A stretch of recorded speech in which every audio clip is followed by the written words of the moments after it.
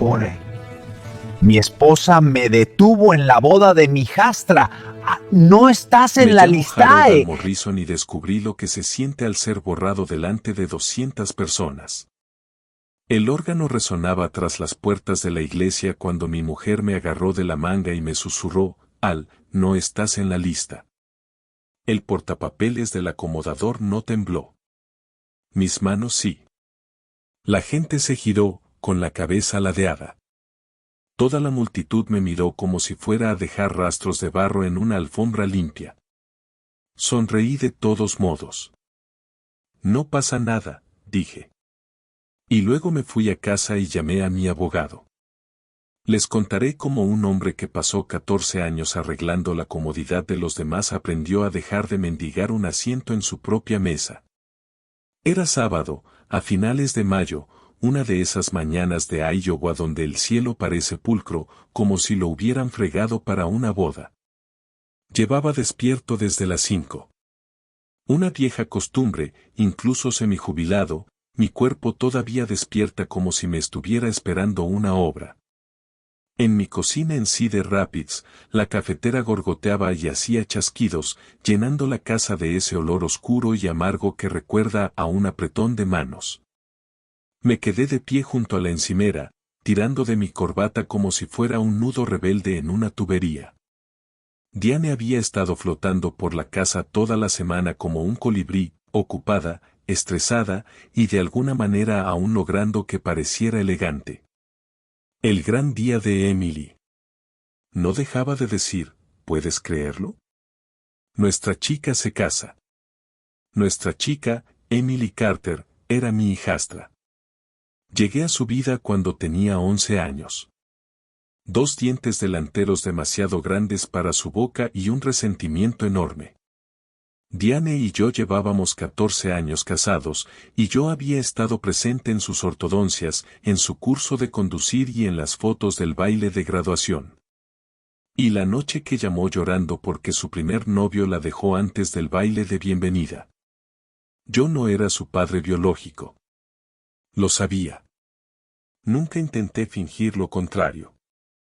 Pero yo fui el hombre que apareció cuando se le reventó la llanta en la Interestatal 380. Fui el hombre que se sentó en la sala de espera cuando le sacaron las muelas del juicio. Fui el hombre que entregó un cheque para la universidad comunitaria. Cuando Diane dijo, Al, significaría muchísimo. Así que, cuando Diane me dijo que teníamos que estar en la iglesia luterana de San Marcos a las 10, estuve listo a las 9. Había sacado mi viejo traje del armario, el que usé para el funeral de mi madre y la boda de un primo en Missouri. Todavía olía ligeramente a cedro y a productos de tintorería.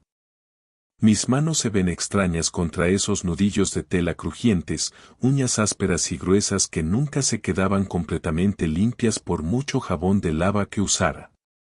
Eso es lo que pasa con 35 años de trabajo en climatización. Puedes frotar y aún queda un poco de trabajo bajo la piel. Antes estaba orgulloso de eso. Todavía lo estoy casi todos los días. Diane bajó las escaleras con un vestido azul claro, el pelo recogido y unos pendientes elegantes que reflejaban la luz de la mañana. Se veía hermosa, la verdad. Siempre lo hacía cuando quería. Se miró en el espejo del recibidor y luego me miró. «¿Estás bien?», dijo, y parecía que lo decía en serio. Sí, me alisé la solapa. Me siento como un niño con el traje de su padre. Soltó una breve risita. Ay, Al, estarás bien.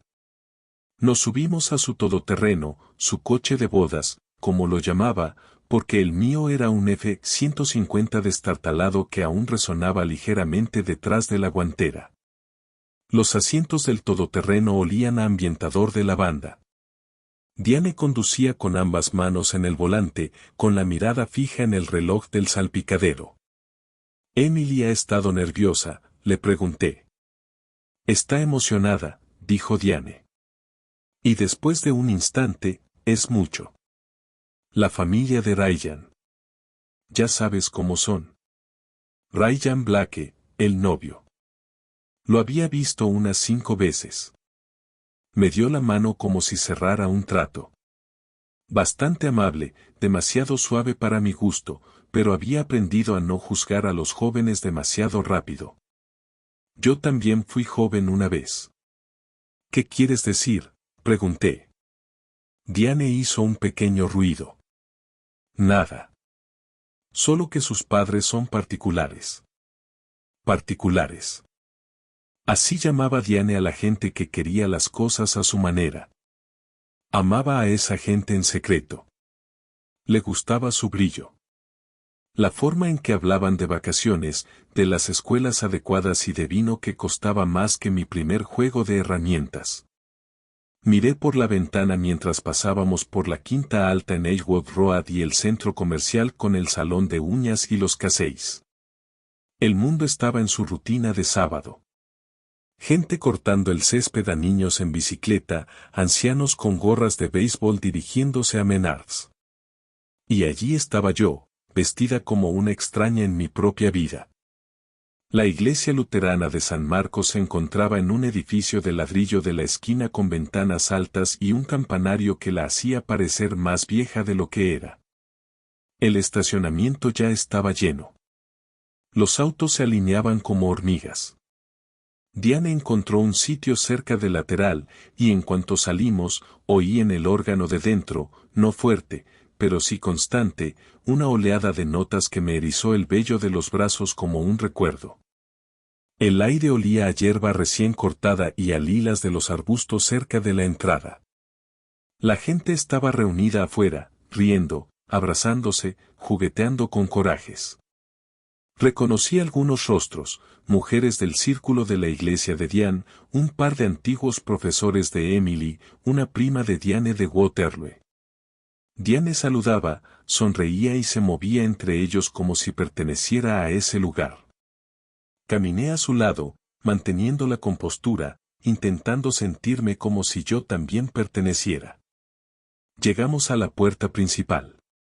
2 acomodadores con trajes oscuros atendían los programas.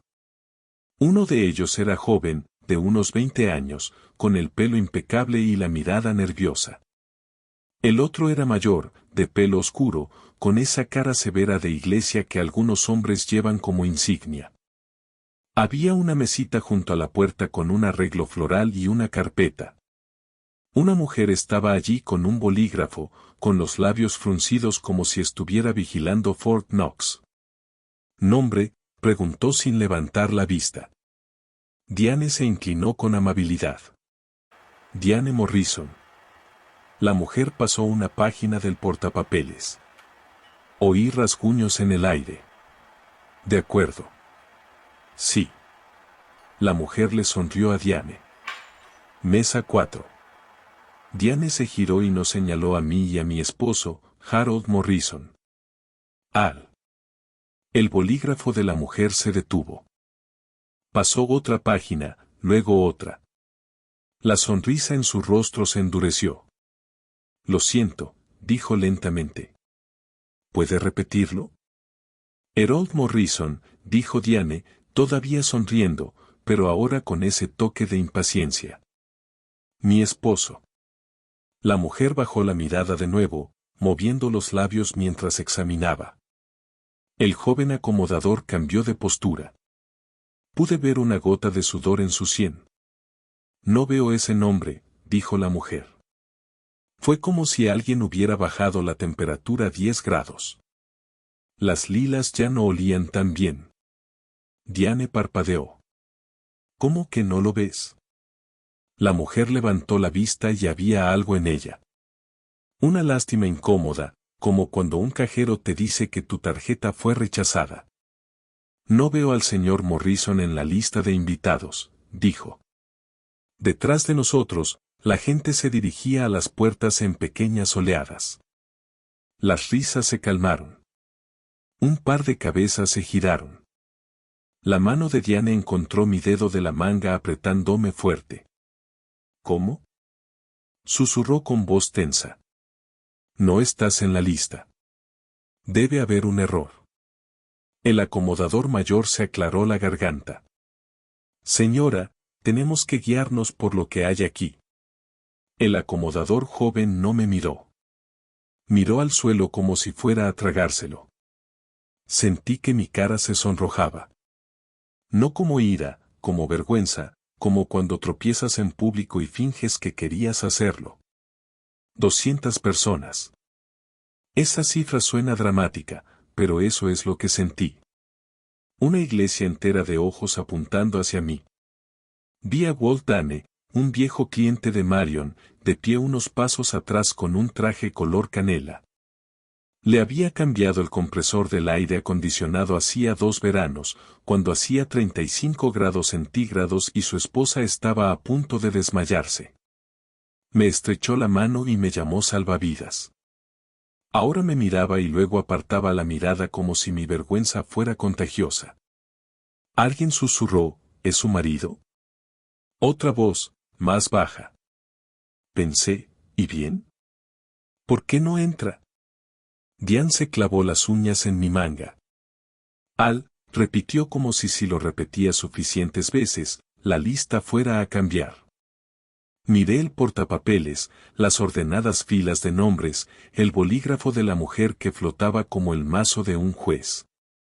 Por medio segundo, sentí una opresión tan fuerte en el pecho que pensé que no podría respirar. Sentí un impulso infantil, fuerte y crudo, de decir, es ridículo. Yo pagué la mitad de esto. Pero no lo hice. Oí la voz de mi padre en mi cabeza, de hace mucho tiempo. No montes una escena. Hazlo en silencio. Así que sonreí. Probablemente parezca extraño. Un hombre sonríe mientras lo humillan. Está bien, dije. Los ojos de Diane me brillaron. De ninguna manera. Está bien, repetí más suavemente. No quiero retrasar la fila. El acomodador mayor asintió, aliviado. La mujer con el portapapeles dejó escapar un pequeño suspiro como si lo hubiera estado conteniendo. Diane se inclinó hacia mí, en voz baja y cortante. Ve a un lado. Hablaré con alguien. Esto está mal. Asentí como si la creyera. Luego me aparté de las puertas. El órgano en el interior volvió a sonar. Un estallido brillante de sonido. Alguien se rió detrás de mí. Una cámara hizo clic. Me alejé. No corrí. No pisoteé. Bajé esos escalones de ladrillo como un hombre que sale de una ferretería con la pieza equivocada. Discretamente irritado, fingiendo que no importaba. Había empezado a llover, ligero y constante, salpicando mi chaqueta. El estacionamiento relucía. El cielo, tan despejado antes, ahora parecía magullado. Me subí a la F-150. Sí, había conducido mi camioneta aparte porque Diane insistió en llevar un montón de suministros para la boda en la SUV y porque había planeado irme temprano si me dolía la rodilla. Eso fue lo que me dije a mí mismo. Me quedé allí sentado con las manos en el volante, mirando las puertas de la iglesia. La gente seguía entrando. Nadie me detuvo. Nadie me llamó por mi nombre. Arranqué la camioneta. El motor rugió bajo, familiar, reconfortante en cierto modo. Al salir, vislumbré a Diane a través de las puertas de cristal. Hablaba rápido con alguien, agitando las manos. No miró hacia el estacionamiento ni una sola vez. El viaje a casa duró 20 minutos, pero se me hizo más largo. La lluvia golpeaba el parabrisas a un ritmo constante. Los limpiaparabrisas chirriaban en la posición lenta. Ese viejo ruido de goma que siempre me hacía pensar en viajes largos y mal tiempo. Pasé por Casey's y pensé en parar a tomar un café, pero seguí adelante. No quería que nadie me reconociera. No en ese momento. No quería oír, oye, Al, ¿no se supone que deberías estar en la boda? En casa, la casa estaba en silencio. El aire olía ligeramente al limpiador de limón de Diane. Había estado fregando toda la semana como si la boda de Emily fuera a celebrarse en nuestro salón. Colgué la chaqueta del traje en el respaldo de una silla y me aflojé la corbata. Todavía me temblaban un poco las manos, como si no supieran qué hacer. Me serví café de la cafetera que llevaba toda la mañana. Sabía a quemado. Lo bebí de todos modos. Me senté a la mesa de la cocina mirando la veta de la madera como si me dijera qué había pasado. Me vibró el bolsillo. Buzón de voz. Miré la pantalla. El nombre de Diane. Le di al play. Su voz sonó entrecortada y apresurada. Al. Oye, ¿te fuiste a casa, no? Oye, no hables con nadie, ¿vale? Es complicado. Vuelve más tarde después de la ceremonia. Hablaremos esta noche. Complicado. Se me encogió el estómago. Caminé hacia el armario del pasillo donde guardaba mis viejos archivos de trabajo, los que no me atrevía a tirar. Recibos de ofertas de BAC, garantías y, en el cajón de abajo, una carpeta que había etiquetado con rotulador negro hacía meses. Boda familiar. Diane se rió al verla. Tú y tu papeleo, Al. Mide 2 veces, corta una. Saqué la carpeta y la puse sobre la mesa. Dentro había copias de cheques, recibos de depósito y una cadena de correos electrónicos con el lugar de la boda. Y un contrato que había firmado sin pensarlo demasiado porque Diane dijo que solo necesitaban una parte responsable. Parte responsable. Pasé a la página de la firma. Allí estaba en tinta azul. Harold Morrison. Mi nombre estaba en el papeleo, pero no en la lista. Me recosté en mi silla, el café se convirtió en lluvia fría, susurrando contra la ventana. Y por primera vez en 14 años, no me sentí como un esposo. Me sentí como una herramienta que alguien usaba y guardaba. Cogí el teléfono. No le devolví la llamada a Diane. Llamé a Marianne Stokes, mi antigua abogada de cuando vendí mi negocio, y tenía que asegurarme de que todo estuviera en orden. Contestó al tercer timbre, tranquila como si hubiera estado esperando problemas toda su carrera. Marianne, dije con un nudo en la garganta. Soy Al Morrison. Necesito claridad, y la necesito hoy. El café se había enfriado cuando abrí la carpeta. Al principio no me di cuenta. Tenía las manos ocupadas extendiendo papeles sobre la mesa de la cocina, alineándolos como siempre hacía. Esquinas rectas y cuadradas. Una vieja costumbre de años instalando conductos. Medir 2 veces, cortar una. La carpeta era más gruesa de lo que debía ser. Diane me había tomado el pelo más de una vez. No tienes que guardar cada papel, Al. No es una obra. Quizás no. Pero era mi dinero, mi nombre, mi firma. Pasé la primera página y vi la copia de un cheque de $6,500 a nombre del St. Mark's Fellowship Hall. El depósito para la recepción. Recordé haber escrito ese cheque en esa misma mesa. Diane rondaba cerca, con el teléfono pegado a la oreja, mientras Emily hablaba emocionada al otro lado. Oval se encargará, había dicho Diane.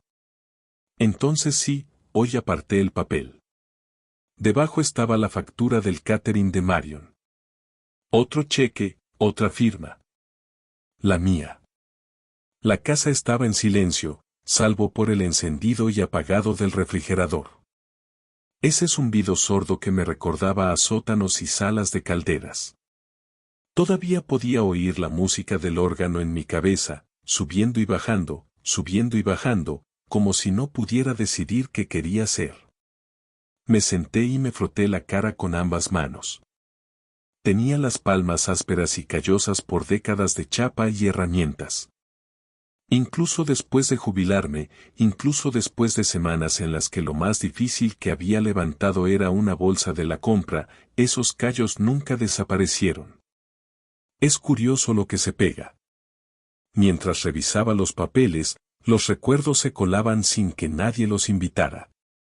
Emily a los 13 años sentada en la misma mesa con la boca llena de brackets quejándose de que le dolían. Yo dándole un batido y diciéndole, algún día te alegrarás de haber hecho esto. Puso los ojos en blanco, pero sonrió de todos modos. Saqué un recibo de la consulta del ortodoncista en Ayaba.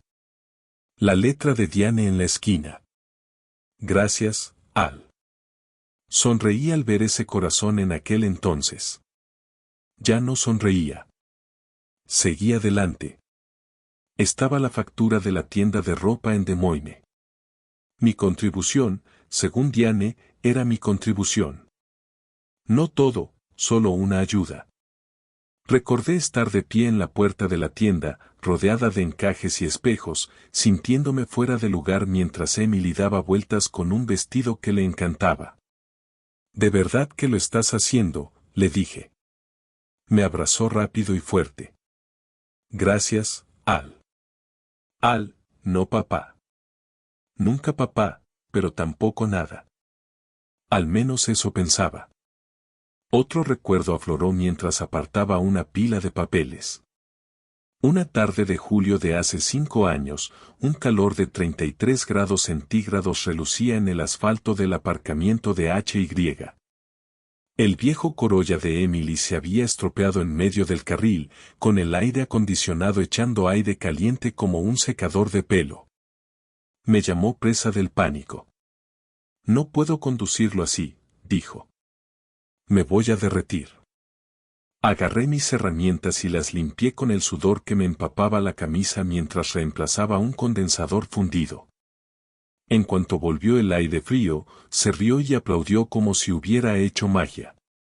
Eres la mejor, dijo. Ese día conduje a casa sintiéndome de 3 metros. Ahora, sentado solo en la mesa de la cocina, la misma mesa donde la había ayudado a rellenar los formularios FAFSA y las solicitudes de préstamos, me sentía de unos 5 cm. Mi teléfono volvió a vibrar. Esta vez un mensaje. Diane, por favor, no empeores esto. ¿Peor de lo que? Me lo pregunté. Peor que me dijeran que no existía. No respondí. En cambio, seguí leyendo. Casi al final de la carpeta había la impresión de un correo electrónico. Casi lo había olvidado. El asunto decía, logística de la boda. Lo hojeé hasta que una frase me llamó la atención. Como mamá se encarga de todo lo relacionado con los invitados, así que no te preocupes por los detalles. Emily me lo había enviado hacía 3 meses. Lo leí entonces y no le di importancia. Diane sí que se encargaba de ese tipo de cosas. Le encantaban las listas, la planificación, el control.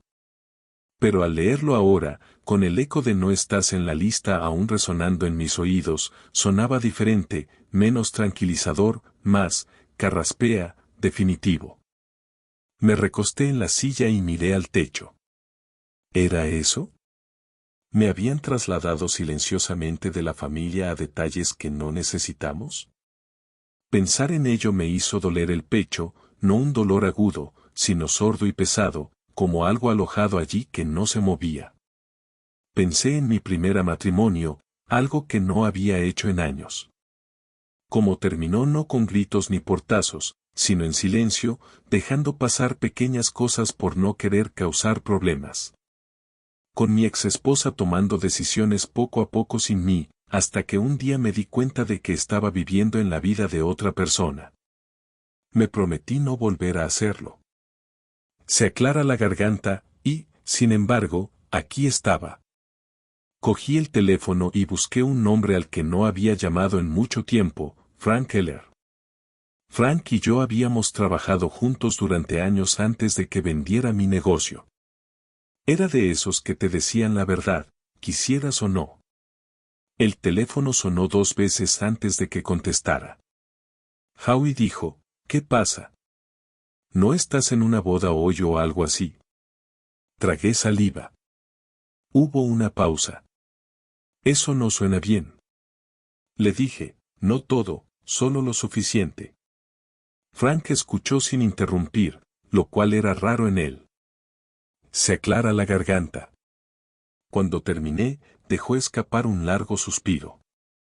Te tacharon, dijo. Eso es lo que es esto. Probablemente sea un error, dije automáticamente. Frank respondió. Los errores se arreglan. Esto no. Me quedé mirando la carpeta. No quiero ser ese tipo, Frank. El amargado que arma un escándalo por un papel. Frank resopló. Joder, no es el papel. Es lo que creen que eres o no eres. No dije nada. Llevas años pagando, arreglando y limando asperezas, continuó. En algún momento, la gente empieza a pensar que es solo aire, siempre ahí. No lo notas hasta que se va. Se me hizo un nudo en la garganta. ¿Qué se supone que debo hacer? Deja de fingir que no duele, dijo Frank. Y deja de proteger a quienes no te protegerán. Después de colgar, me quedé allí sentado un buen rato, con el teléfono pesado en la mano. Pensé en volver a llamar a Diane, en conducir de vuelta a la iglesia y exigir una explicación, en plantarme delante de todos y decir que pertenezco a este lugar. La imagen me revolvió el estómago. Había pasado toda mi vida evitando escenas en obras, en matrimonios. En habitaciones donde me sentía fuera de lugar. Arreglaba las cosas en silencio. Me quedaba hasta tarde. Pagaba la cuenta. Ese era mi papel. Pero los papeles, que empezaba a ver, podían reescribirse sin permiso. El teléfono volvió a vibrar. Otro mensaje de Diane. Diane hablará más tarde. Por favor, no avergüences a Emily. Avergonzada. Bajé la mirada a mis manos, a las venas, las cicatrices y la grasa que nunca salía del todo. No estaba avergonzada. Estaba enfadada. Y debajo de esa ira había algo peor. Una fría y firme comprensión de que si volvía a quedarme callada, nada cambiaría. No esta vez. Nunca. Pensé en el contrato de la carpeta. En las palabras que... Lo repasé rápidamente cuando Diane lo empujó sobre la mesa y dijo, solo necesitan una persona responsable. Responsable. Abrí mi agenda y busqué hasta encontrar de nuevo el nombre de Marianne. Mi pulgar se posó sobre el botón de llamada. Por un segundo, casi colgué el teléfono. Los viejos instintos son difíciles de eliminar. Entonces recordé el portapapeles, los susurros, como Diane no me había mirado mientras me alejaba. Pulsé el botón de llamada. El teléfono sonó 1, 2 veces. Marianne Stokes, respondió. Es Al Morrison, dije. Necesito entender qué significa realmente mi nombre en estos papeles. Hubo una breve pausa, luego su voz se suavizó, profesional, pero amable. De acuerdo, Al, empieza por el principio. Miré la carpeta extendida sobre mi mesa, la vida que había financiado sin dudarlo. Y por primera vez ese día, sentí un cambio en mi interior. Ni rabia, ni venganza, sino claridad. Marianne no me apuraba. Eso fue lo primero que noté al sentarme a la mesa de la cocina con el teléfono. Apretado contra mi oído, la lluvia golpeando suavemente la ventana como si marcara el ritmo. Me dejó hablar. Me dejó divagar un poco. Me dejó decir en voz alta cosas que ni siquiera me había admitido. Le hablé de la iglesia, del portapapeles, de la mano de Diane en mi manga y de cómo susurraba como si mi presencia fuera el problema. Le hablé de la carpeta, los cheques, los contratos que había firmado sin pensarlo mucho porque eran para la familia. Cuando terminé, hubo un momento de silencio en la línea. No incómodo, sino pensativo. Val, dijo Marianne finalmente. ¿Tienes el contrato del local delante? Sí, dije, deslizando el papel más cerca. Página 3, creo. Bien. Busca una sección etiquetada como parte responsable o exención de responsabilidad.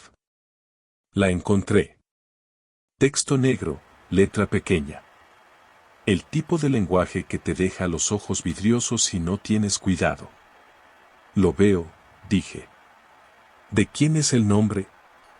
Ni siquiera tuve que volver a comprobarlo. El mío. ¿Y la firma? Mía también. De acuerdo, Marianne. Dijo. Eso significa que, legalmente hablando, no solo ayudabas. Eras el avalista. La palabra me sonó más fuerte de lo que esperaba. Avalista, repetí. Significa, dijo con calma, que si algo hubiera salido mal en esa boda, si alguien hubiera incurrido en daños materiales y problemas con el seguro, tú serías la primera persona a la que acudirían. Ni Diane, ni Emily. ¿Tú? Me quedé mirando el papel, con mi nombre impreso nítidamente al final. Pero ni siquiera me dejaron entrar, dije. Lo entiendo, respondió Marianne. Y ese es precisamente el problema. Sentí una presión sorda detrás de los ojos. No lágrimas, solo calor. Al, continuó. ¿Hubo alguna modificación en el contrato? ¿Algún cambio en el anfitrión, la familia que figuraba en la lista o la descripción del evento después de firmar? No lo sé, dije. Diane se encargó de todo. Marianne exhaló suavemente. Si hubo cambios sin tu conocimiento, sobre todo los que afectan a cómo te representan, eso importa mucho. Me recliné en la silla. El refrigerador zumbaba. La casa se sentía demasiado silenciosa para lo que pasaba por mi cabeza. ¿Qué dices?, pregunté. ¿Qué puedo qué? ¿Cerrar todo? No lo dudó. Podrías, pero no es eso lo que sugiero. Esperé. Lo que sugiero, dijo, es que tienes derecho a corregir el registro para asegurarte de que tu nombre se trate de forma coherente en todos los documentos. No tienes que cancelar nada. No tienes que montar un escándalo. Se le escapó una risa amarga. Un poco tarde para eso. O sea, legalmente, dijo con suavidad. No se trata de venganza, Al. Se trata de responsabilidad. Responsabilidad. Pensé en esa palabra mientras miraba la lluvia que caía sobre el cristal. Había pasado toda mi carrera siendo responsable. Si fallaba un sistema de climatización, era culpa mía. Si un trabajo se pasaba del presupuesto, lo explicaba. Si cometía un error, lo arreglaba. Y, sin embargo, ahí estaba yo, siendo advertido de que no pertenecía a un evento del que era legalmente responsable. ¿Tienes algún otro papeleo?, preguntó Marian. Formularios del seguro, depósitos. Volví a hojear la carpeta con más cuidado esta vez. Ahí estaba. Un documento aparte de una compañía de seguros de Des Moines.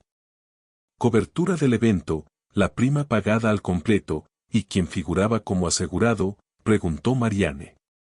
Mi nombre, dije en voz baja. Lo dejó estar. ¿Cómo?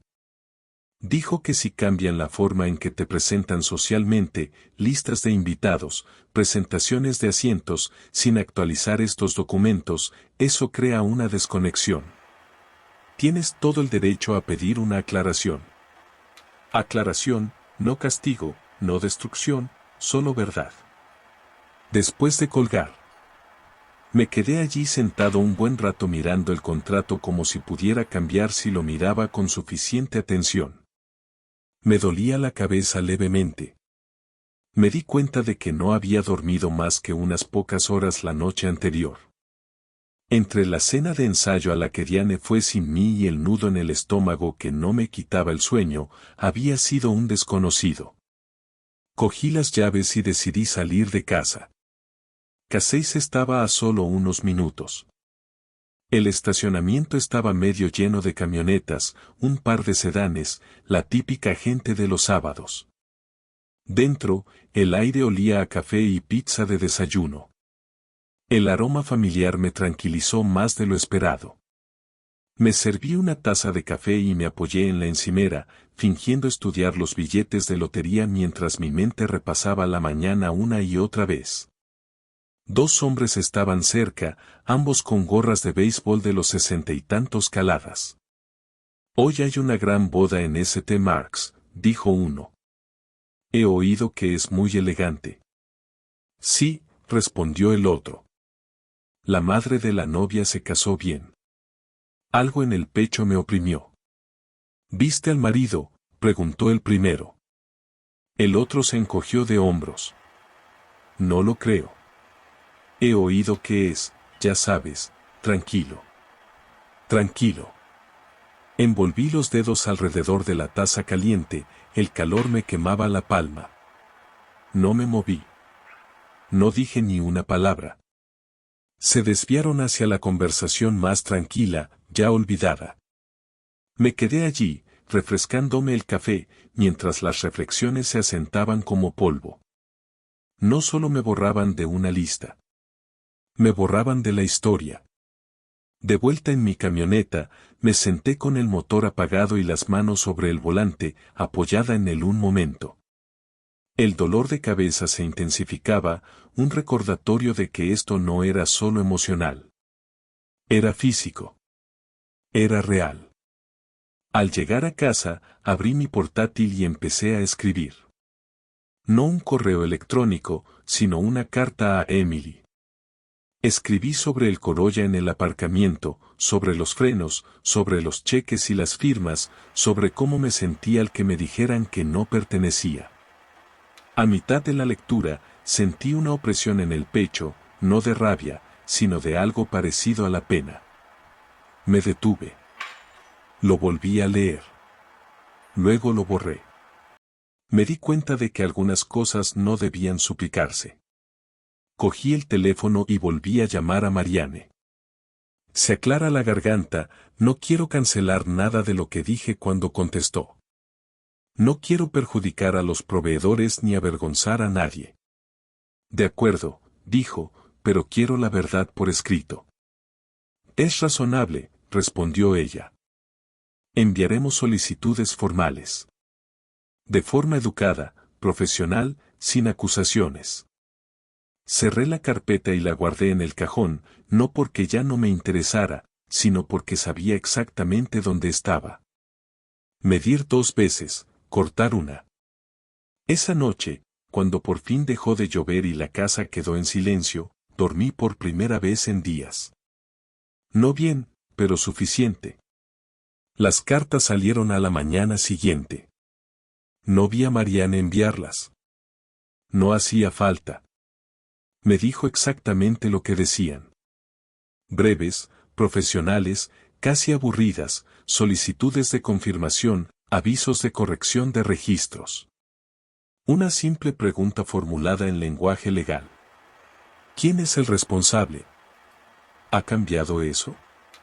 Sin acusaciones, sin amenazas, solo papeles pidiendo a otros papeles que digan la verdad. A media mañana, mi teléfono empezó a vibrar. Empezó con una llamada de Diane. Lo dejé sonar, luego un mensaje.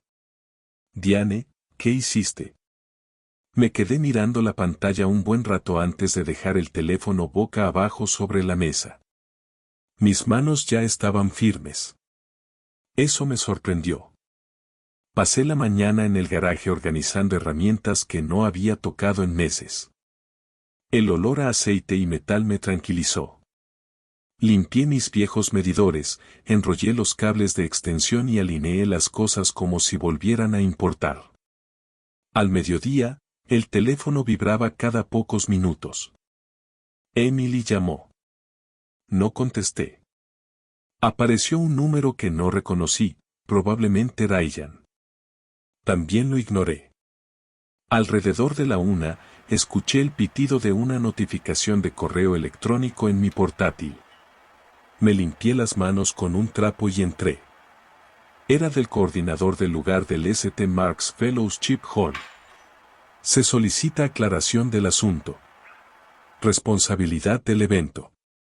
Señor Morrison, comenzaba. Gracias por contactarnos. Estamos revisando nuestros registros y lo confirmaremos en breve. Lo leí 2 veces. Luego llegó otro correo electrónico. Este del proveedor de catering. Hola, Howlett. Decía, solo quería confirmar. ¿Sigues figurando como garante del evento del sábado? Estamos actualizando nuestros archivos. Actualizando archivos. Palabras que entendí.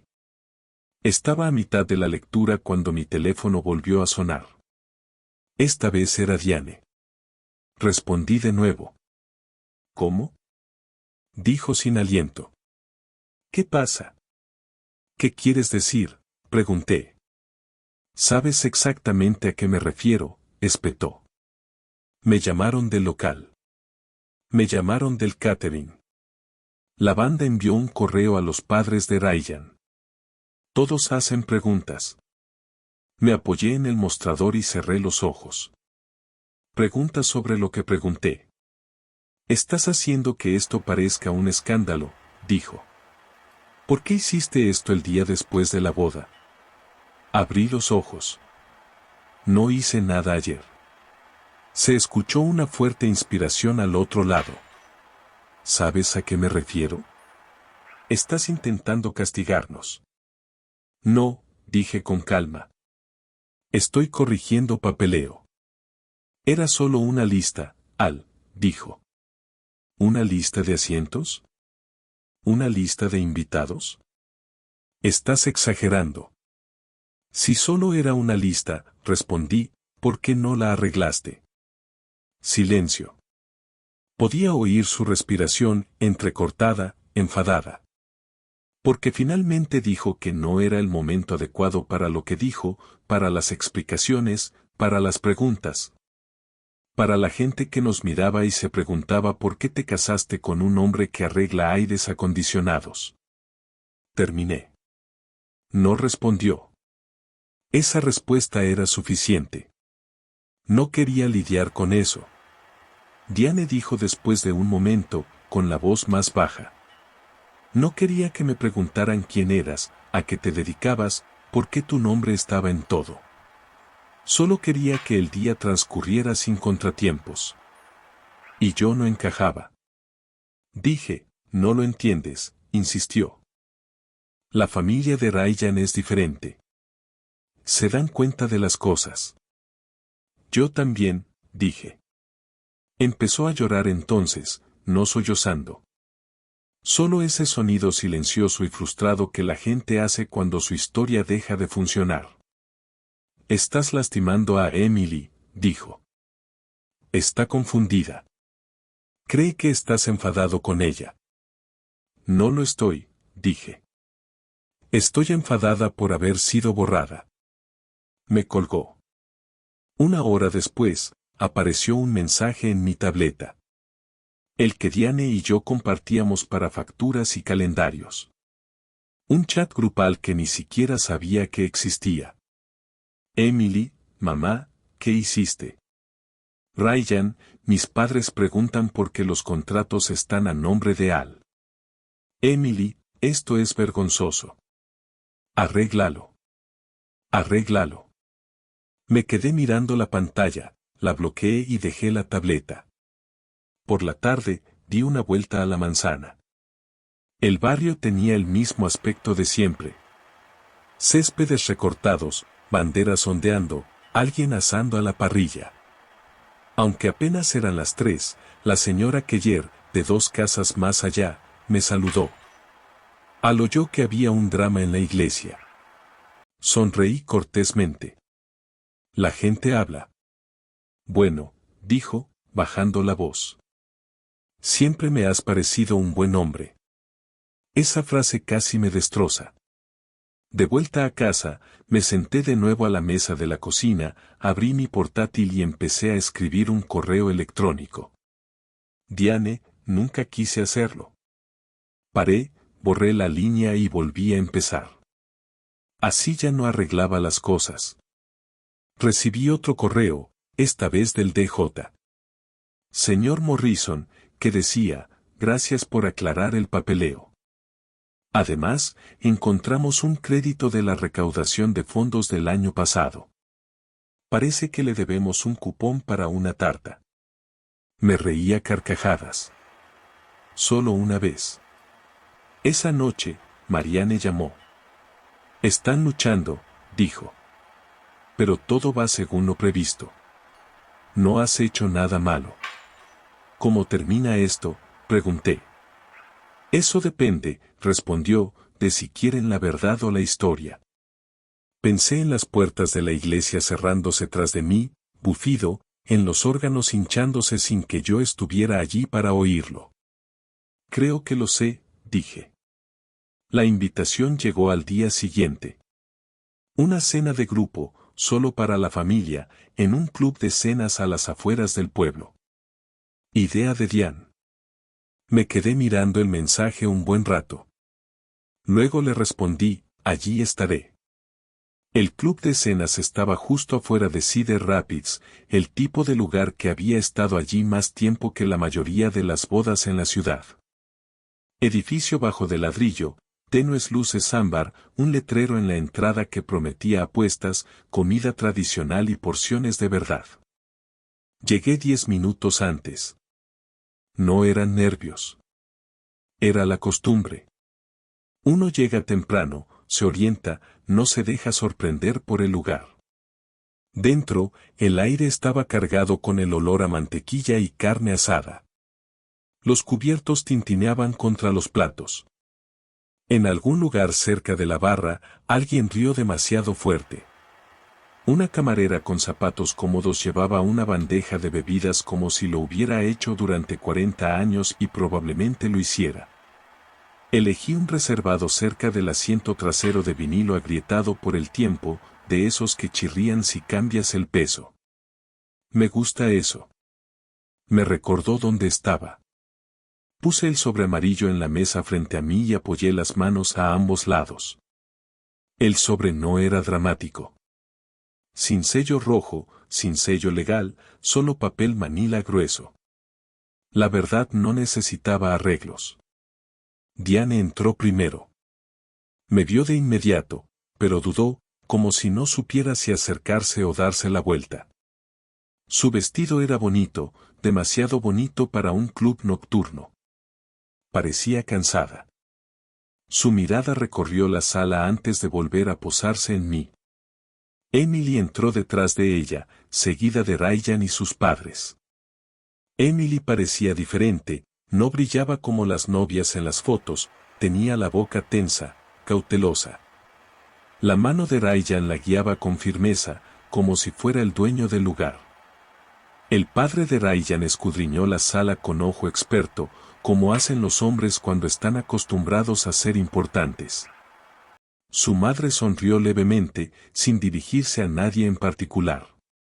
Se sentaron en la mesa frente a mí. Por un momento, nadie habló. La camarera llegó como un árbitro. Bebidas. Diane pidió un Chardonnay. El padre de Ryan pidió un bourbon. Emily pidió agua. Yo pedí café solo. La camarera asintió y se fue. Emily se quebró primero. ¿Por qué estamos aquí? Su voz era cortante, pero había algo debajo. La confusión dolió. Porque me invitaste, dije. Era mamá. Ella espetó. Diane abrió la boca, la cerró. Ryan se inclinó hacia adelante. Mira, Al, apreciamos todo lo que has hecho, pero esto, hizo un gesto vago. Este papeleo, es innecesario. Asentí. Innecesario si quieres fingir que no existe. Ryan frunció el ceño. No es eso a lo que me refiero. Me acerqué, deslicé el sobre amarillo y me acerqué al centro de la mesa. No vine a discutir, dije. Vine a explicar. Emily se cruzó de brazos. ¿Explicar qué? ¿Por qué nos avergonzaste? Esa palabra otra vez. Avergonzada.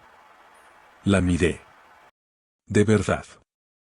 Vi a la chica que solía sentarse en mis hombros en el desfile del 4 de julio. La adolescente que lloró en mi camioneta después de suspender su examen de conducir la primera vez. No te avergoncé, dije en voz baja. Corregí una mentira. Los ojos de Diane brillaron. ¿Cómo? No estoy hablando de dinero, dije, levantando una mano. Estoy hablando de regalos. El padre de Ryan se aclaró la garganta. Si esto es sobre la disposición de los asientos. No lo es, dije. La camarera regresó con las bebidas. Las dejó con cuidado, sintiendo algo pesado en el aire. Cuando se fue, el silencio se sintió más fuerte. Abrí el sobre. Papel se deslizó contra papel. Un sonido tan ordinario que casi se sintió insultante considerando lo que contenía. Saqué la primera hoja y la puse sobre la mesa. Esto dije es la página 3 del contrato del lugar. Parte responsable. No la empujé hacia ellos. La dejé donde estaba. Mi nombre continué mi firma. Emily la miró fijamente y luego miró a su madre. Mamá. Diane apartó la mirada. Saqué la siguiente página. Este es el emisor del seguro. Lo mismo. Otra página. Proveedor de catering. Otra prohibición. No me apresuré. No levanté la voz. Dejé que cada trozo de papel cayera y se quedara allí. La sala se había quedado en silencio a nuestro alrededor. Los tenedores se detuvieron en el aire en las mesas cercanas. Alguien tosió. Emily, dije. ¿Recuerdas ese verano en que el aire acondicionado de tu coche se apagó en el aparcamiento de la Colmena? Frunció el ceño. Sí. Lo arreglé en el asfalto para que no llegaras tarde a tu entrevista. Dije que hacía 33 grados centígrados. Me quemé la mano con el compresor. Tragó saliva. No lo hice porque quisiera reconocimiento. Continué. Lo hice porque eso es lo que se hace por la familia. Ryan se removió incómodo. Su madre miró a su padre. Luego volvió a la mesa. ¿Cómo?, dijo Diane en voz baja. No queríamos hacerte daño. No solo me hiciste daño, dije. Me borraste. Emily negó con la cabeza. Eso no es justo. ¿Verdad?, pregunté. Me quedé fuera de la iglesia mientras 200 personas pasaban junto a mí como si no existiera. Abrió los ojos de par en par. No lo sabía. Te creo, dije. Eso la sorprendió. Ryan se burló. Vamos, fue un error. Lo miré. Los errores se arreglan. La voz de Diane se quebró. No quería que la gente hiciera preguntas. Ahí está, dije. Se estremeció. No quería que preguntaran quién eras, susurró. ¿Qué hiciste? ¿Por qué tu nombre estaba en todas partes? ¿Y por qué?, pregunté. Me miró con los ojos brillantes, porque estaba cansado de explicar.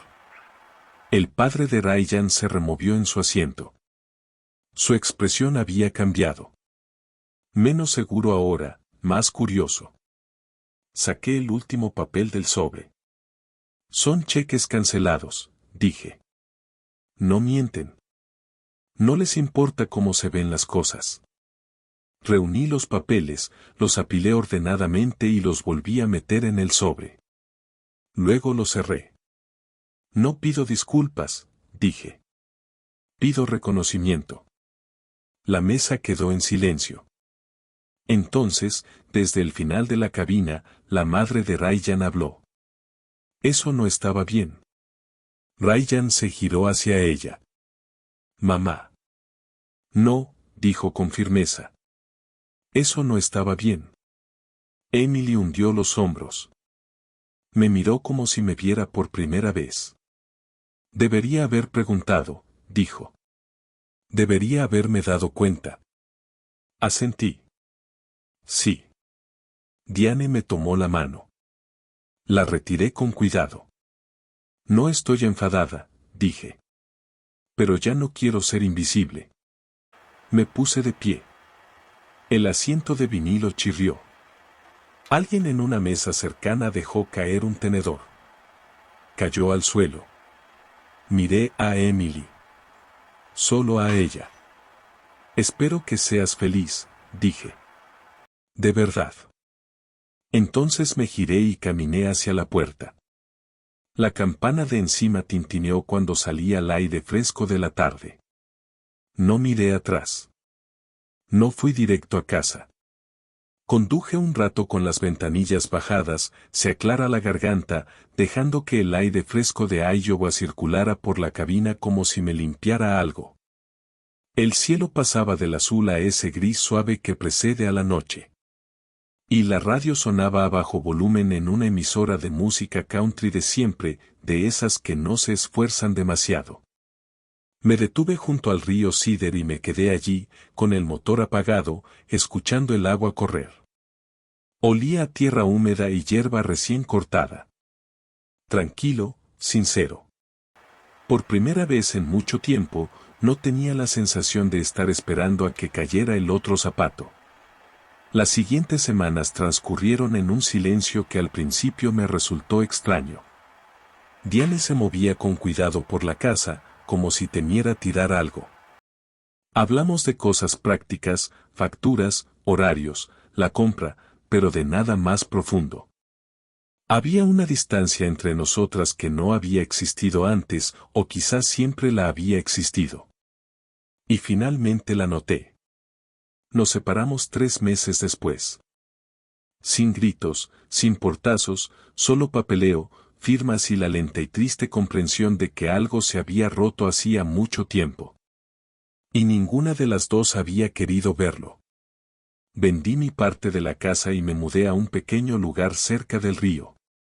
Una habitación, un baño, un porche que recibía el sol de la mañana a la perfección. La primera noche allí, el lugar se sentía demasiado silencioso. Ni el zumbido del televisor de Diane, ni el sonido de sus movimientos arriba, solo yo, el tic-tac de un viejo reloj de pared y la respiración constante de la casa acomodándose. Dormí de todos modos. La vida se simplificó después de eso. Empecé a pescar de nuevo el café de la mañana en un termo, el olor a agua de río y barro. Me uní a un taller comunitario donde los viejos como yo arreglaban cortadoras de césped y calentadores para personas que no podían permitirse nuevos. Sin preguntas, sin discursos. Me gusta eso. Emily me escribió como un mes después de la cena. No un mensaje de texto, una carta real. El sobre era delgado, mi nombre escrito con cuidado en el frente. Dentro había una sola página y una pequeña foto metida en el pliegue. La foto era vieja, descolorida, yo de pie en un estacionamiento alto, inclinado sobre el capó abierto de su Corolla. Emily estaba sentada al conductor, sonriendo como si acabara de ganar algo. Debió haberlo encontrado en algún cajón. La carta era corta. Al, no lo sabía. Debería haber hecho más preguntas. Lamento no haberte visto ahí. Te veo ahora, Emily. Eso fue todo. Sin excusas, sin exigencias. Me senté en mi mesita de cocina, esa que se tambaleaba si te apoyabas en ella y sostenía esa carta durante mucho tiempo. No lo solucionó todo, pero sí lo suficiente. Le respondí solo una nota. Le dije que esperaba que estuviera bien. Le dije que estaba orgullosa de la mujer en la que se estaba convirtiendo. No mencioné la boda. No hacía falta. Hay cosas que no hay que volver a abrir para entenderlas. Aprendí a cocinar para una sola persona. Me costó acostumbrarme. La primera lasaña que hice salió quemada por los bordes y fría por dentro. La miré con el tenedor en la mano y me reí. Resulta que la dignidad no viene con una receta. Pero mejoré. Chili, estofado, huevos justo como me gustan. Comida sencilla que llenaba la casa de buenos olores y no pedía aplausos. A veces, tarde por la noche. Recordaba ese momento en la iglesia. El portapapeles, el susurro, la forma en que sonreí y dije, está bien. Y me di cuenta de algo importante. No estaba bien, pero no tenía por qué destruirme. Durante la mayor parte de mi vida, pensé que ser un buen hombre significaba callar, pagar la cuenta, solucionar el problema y no interferir. Lo que aprendí demasiado tarde para algunas cosas, pero no demasiado tarde para mí, es que la amabilidad no es un cheque en blanco y el silencio no es dignidad. A veces, lo más fuerte que puedes hacer es plantar cara, no decir nada y marcharte con la verdad en el bolsillo. No me borraron ese día en la iglesia. Me revelaron. Si alguna vez te has encontrado al margen de algo que ayudaste a construir, si alguna vez te han dicho directa o discretamente que no pertenecías al lugar donde habías invertido tu tiempo, tu dinero o tu corazón, espero que recuerdes esto. Tu nombre importa. Tu presencia importa. Y no necesitas el permiso de nadie para volver a entrar en tu propia vida. Si esta historia te significó algo, si te despertó un recuerdo o te conmovió, me honraría que la compartieras o compartieras tu propia historia en los comentarios. Y si quieres escuchar más respuestas discretas como esta, historias sobre dignidad, verdad y nuevos comienzos, considera suscribirte y quedarte un rato. A veces, la declaración más fuerte es una voz serena que finalmente habla.